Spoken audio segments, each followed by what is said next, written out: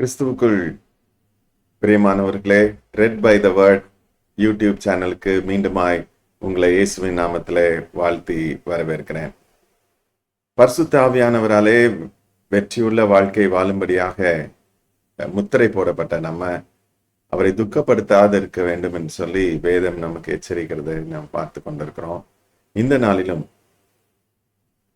அவரை நாம் துக்கப்படுத்தாதபடி எப்படி நாம் கசப்பற்றவர்களாக தேவ அன்புள்ளவர்களாய் நாம் இருக்க வேண்டும் என்று சொல்லி நாம் தியானிக்க இருக்கிறோம். உங்களுக்கு முன்பதாக எபேசியர் 4:30-31 வசனங்களை வாசிக்க விரும்புகிறேன். அன்றியும் நீங்கள் மீட்கப்படும் நாளுக்கென்று முத்திரையாக பெற்ற பரிசுத்த ஆவியை துக்கப்படுத்தாதிருங்கள். இதுல நம்ம அந்த முத்திரையாக பெற்ற கடந்த 2 தியானத்துல நம்ம பார்த்தோம். முத்திரை போடப்பட்டிருக்கிற நம்ம, பரிசுத்த ஆவியினால் ரட்சிப்பு நிறைவேறும்படி முத்திரை போடப்பட்டிருக்கிற நம்ம தேவனுடைய திட்டங்களுக்கு நேராக நாம் கடந்து செல்வதற்கு, தேவனுடைய நோக்கங்களுக்கு நேராக நாம் கடந்து செல்வதற்காக பழைய மனுஷனை களைந்து போட்டு ஆவியினாலே புதிய மனுஷனை நாம் தரித்து கொள்ள வேண்டும் என்று சொல்லி பார்த்தோம். அப்போ இந்த புதிய மனுஷனாக மாற்றப்பட்டிருக்கிற இந்த மனுஷனுக்குள்ள பரிசுத்த ஆவியானவர் ஆலயமாய் வாசம் பண்ணுகிற இந்த மனுஷனுக்குள்ள நமக்குள்ள சில காரியங்கள் இருக்கக்கூடாது. அது நிச்சயமாக பரிசுத்த ஆவியை துக்கப்படுத்துகிறதாக இருக்கிறது என்கின்றது தெளிவாகிறது. துக்கப்படுத்தாதிருங்கள்னு 30 முடியுது. பரிசுத்த ஆவியை துக்கப்படுத்தாதிருங்க. 31 ஆரம்பத்துல சகல விதமான கசப்பும் கோபமும் மூர்க்கமும் கூக்குரலும் தூஷணமும் மற்ற எந்த துர்க்கணமும் உங்களை விட்டு நீங்க கடவது. ஏன் இதெல்லாம் பழைய மனுஷனுடையது. பழைய மனுஷனை நாம் களைந்து போட்டு புதிய மனுஷனை நாம தரித்திருக்கிறோம். அப்படி இருக்கும்போது இவைகளெல்லாம் இருக்கக்கூடாது அப்படின்னு சொல்றதை நாம் பார்க்கின்றோம். இதுல இன்னைக்கு நம்மளுடைய தியானத்திற்காக நான் முன்வைக்கிற காரியம் சகல விதமான கசப்பும் என்னை விட்டு நம்மை விட்டு நீங்க கடவது என்கின்றதை பார்க்கிறோம். ஏன் அது நீங்கணும்? எனக்குள்ள கசப்பு இருக்குமானால், உங்களுக்குள்ளே கசப்பு இருக்குமானால் அது பரிசுத்த ஆவியை துக்கப்படுத்துகிறதாக இருக்கிறது. ஸோ அப்போ இந்த கசப்பு எங்கேருந்து வருது? ஏன் கசக்குது? ஒரு உணவுல கசப்பு தன்மை வந்துச்சுன்னா உடனே நம்ம சொல்லுவோம், இது கூட போட்டிருப்பீங்க, இல்லை இந்த பொருள் போடாம விட்டுருப்பீங்க அப்படின்னு சொல்லுவோம். அதனால கசக்குது. இன்னும் சில மருந்துகள் அது கசப்புள்ளதாகத்தான் இருக்கும். ஏன்னா அதோடைய தன்மை அது.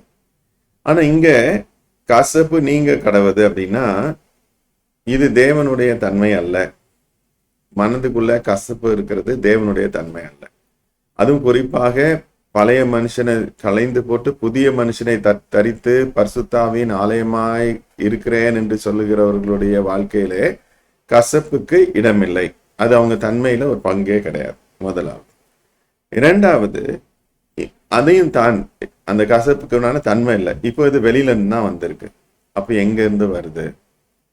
அந்த உணவுல எங்க இருந்து அந்த கசப்பு தன்மை வருதுன்னா இப்போ இந்த பொருளை ஆட் பண்ணீங்களா அப்படின்னு நம்ம கேட்போம். ஸோ அதே போலதான் இப்போ நம்மளுடைய இயல்பான தன்மை கசப்பு இல்லாத தன்மையாகத்தான் இருக்க வேண்டும்.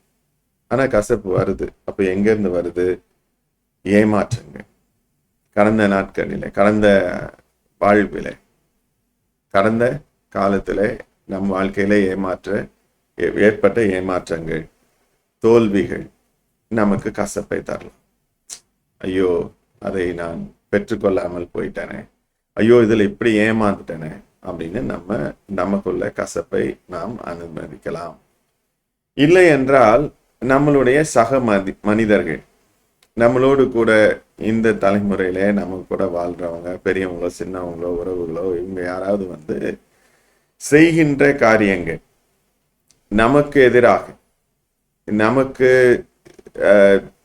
செய்து தரேன் அப்படின்னு சொல்லிட்டு அவங்க செய்யாமல் போகும்போது, அந்த ஏமாற்றம் அடையும் போது நமக்குள்ள கசப்பு வருது.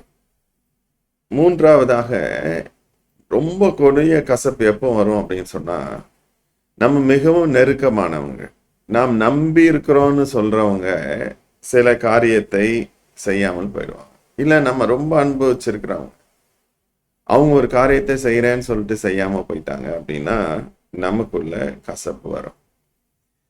இல்ல நம்மளுடைய பெற்றோர், நம்மளுடைய முதலாளி நமக்கு தரேன் அப்படி செய்யறேன்னு சொன்ன அந்த அந்த உரிமை உள்ள உறவுகள் இருக்குங்க இல்லையா, அந்த உறவுல ஏதாயிலும் நடக்காமல் போனால் நமக்குள்ள கசப்பு வருவதற்கு வாய்ப்பு இருக்கு. ஆனா இது இயல்பாக மனிதனுடைய வாழ்க்கையில நடக்கிற காரியங்கள். அப்போ தேவனுடைய பிள்ளையாக இருக்கிற நம்மளுடைய வாழ்க்கையில இந்த கசப்பு இருக்கலாமா அப்படின்னு சொன்னா அதற்கு அனுமதியே இல்லை, அதுக்கு வாய்ப்பே இல்லை என்றுதான் இதிலே பார்க்க வேண்டும். ஏன்?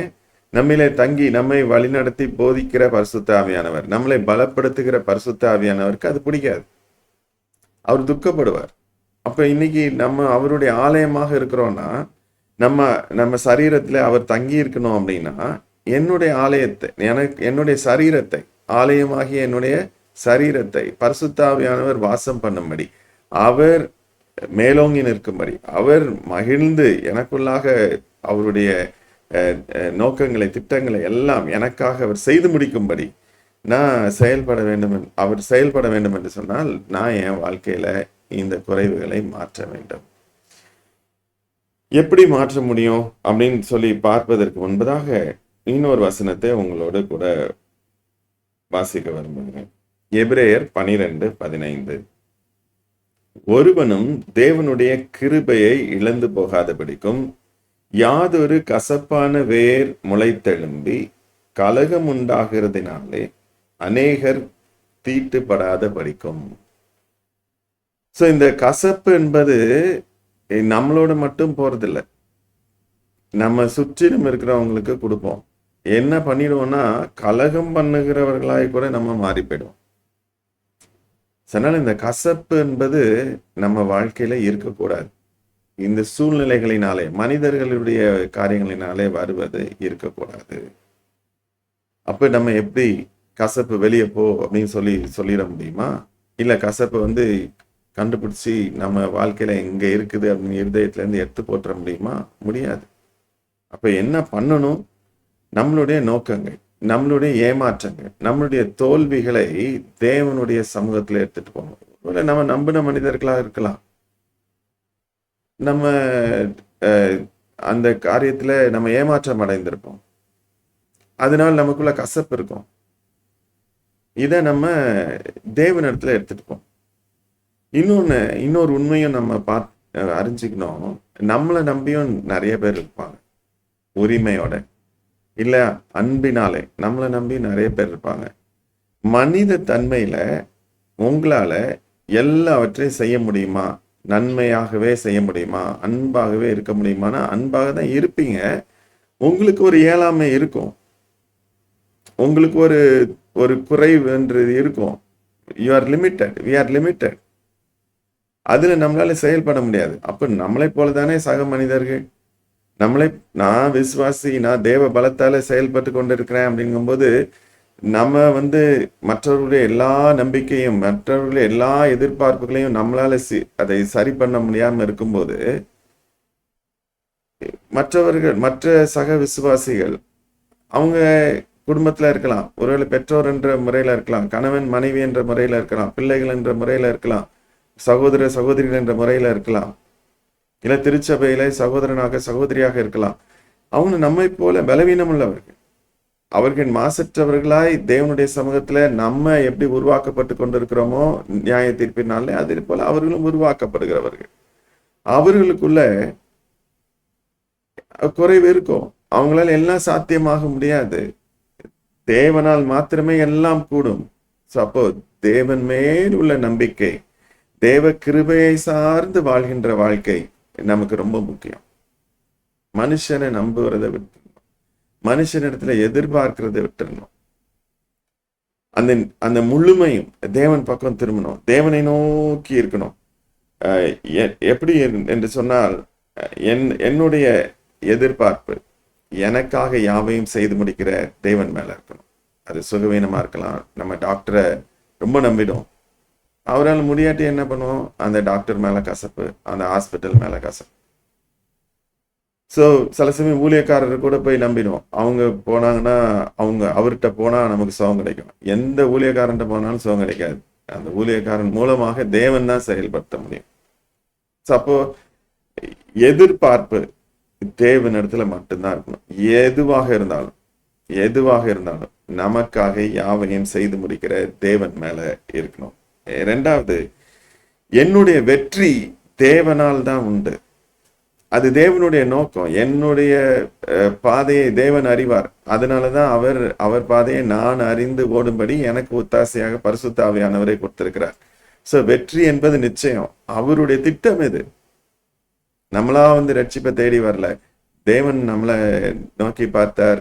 சத்ருவாக இருந்தபோது அவர் தேடி வந்தார். ஆகவே வெற்றி என்பது தேவனுடையது. அடிக்கடி எக்ஸாம் எழுத பிள்ளைங்களுக்காக நம்ம சொல்லுவோம், குதிரை யுத்த நாளுக்கு என்று ஆயத்தமாக்கப்படும் ஜெயமோ கர்த்தரால் வரும்.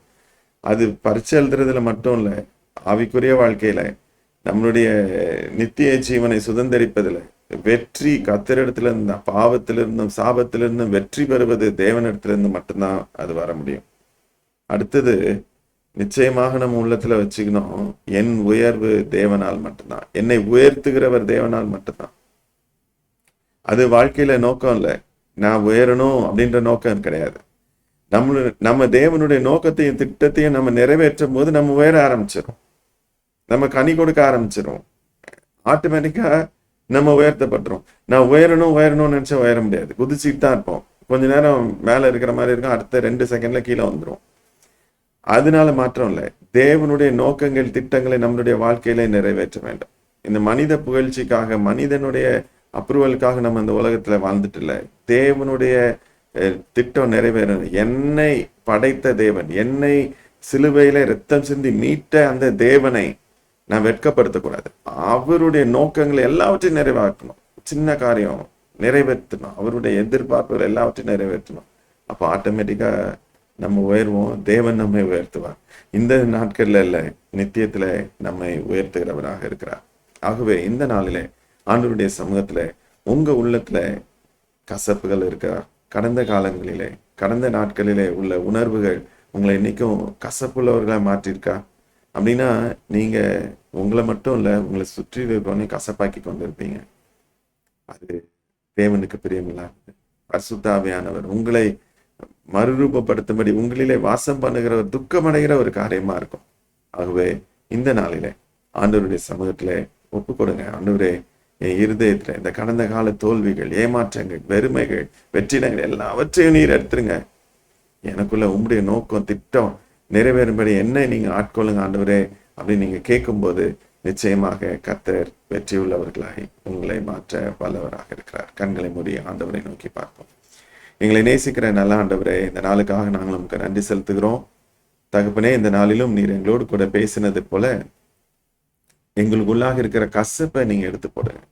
கடந்த காலத்துல நடந்த காரியங்கள், நிகழ்வுகள் ஆண்டவரே எங்கள் சிந்தையில இராதபடிக்கு, ஆண்டவரே எங்களுடைய தோல்விகள் இல்லை, யாரால் நாங்கள் தோற்கடிக்கப்பட்டோம், யாரால் நாங்கள் ஆண்டவரே வெறுமையாக்கப்பட்டோம், கைவிடப்பட்டோம் என்று எங்கள் உள்ளத்திலே நாங்கள் வைத்துக் கொண்டு இராதபடிக்கு, மனுஷன் மேல நம்பிக்கை வைக்காமல் எங்களை படைத்த, எங்களை ரட்சிக்கும்படி ஆண்டவரே உங்களுடைய ஜீவனையே கொடுத்த ஆண்டவரே இயேசுவை நோக்கி அவருடைய நோக்கங்கள் திட்டங்கள் நிறைவேறத்தக்கதாக முற்றுமுடிய அர்ப்பணித்து ஓட கிருபை செய்யுங்க. எங்களை தாழ்த்தி இந்த கருத்திலே அர்ப்பணிக்கிறோம். ஏற்றுக்கொள்ளும், அங்கீகரித்தலும் உடைய நாமத்தை மகிமைப்படுத்தும். துதிகன மகிமையாவும் மக்கே செலுத்தி இயேசுவின் நாமத்தில் ஏறெடுக்கிறோம் பிதாவே, ஆமென். கர்த்தர் உங்களை ஆசீர்வதிப்பாராக. தொடர்ந்து ஆண்டவருடைய வசனங்களை தியானியுங்கள். அவர் நம்மை உயர்த்துவார்.